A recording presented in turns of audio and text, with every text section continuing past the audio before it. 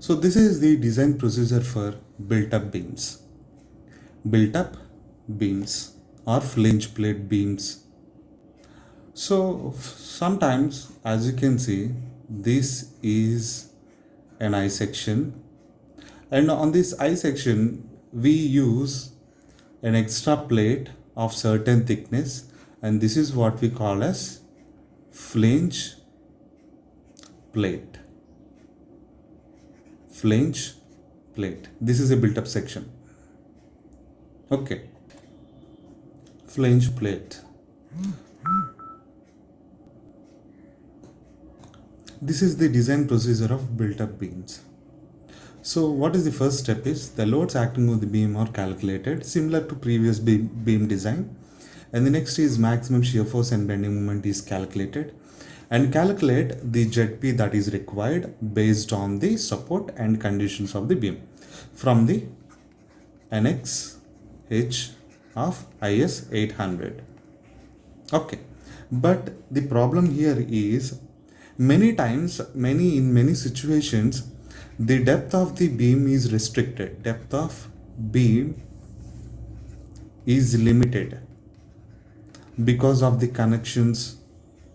Okay, so there is a limit to the depth. For example, based on the ZP calculated, you got a section of something ISLB, some 400.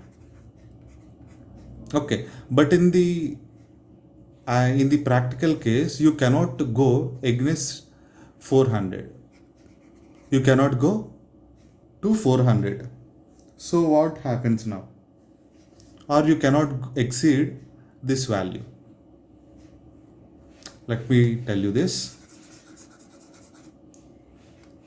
So based on the ZP required, you may have chosen a section IS HP 550. But depth is limited to something like 530 mm only.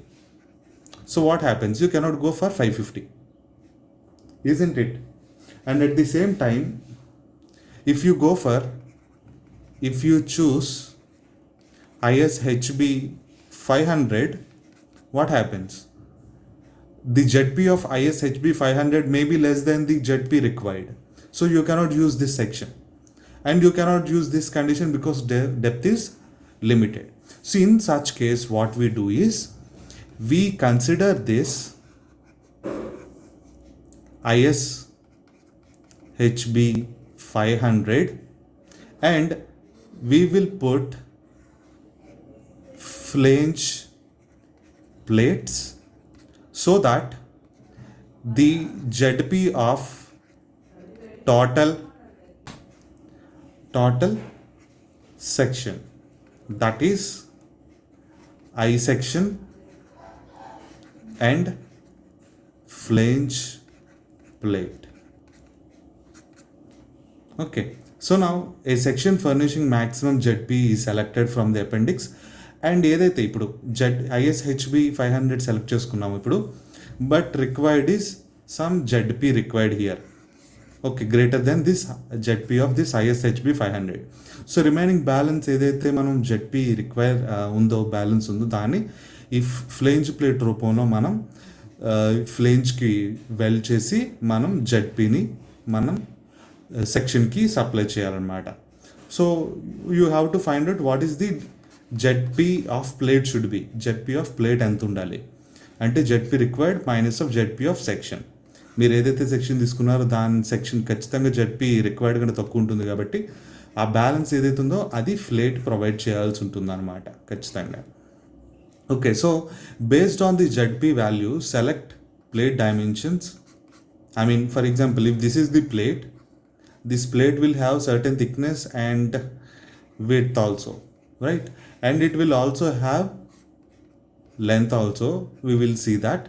So as of now, remember, the width and thickness are the two important dimensions of the flange plate that you need to find out, and these two are found out from the ZP of plate. So once you have calculated the dimensions of the plate, classify the section. Is it a plastic or semi-compact or compact? And check for shear and bending strength. And next, web buckling and web bearing.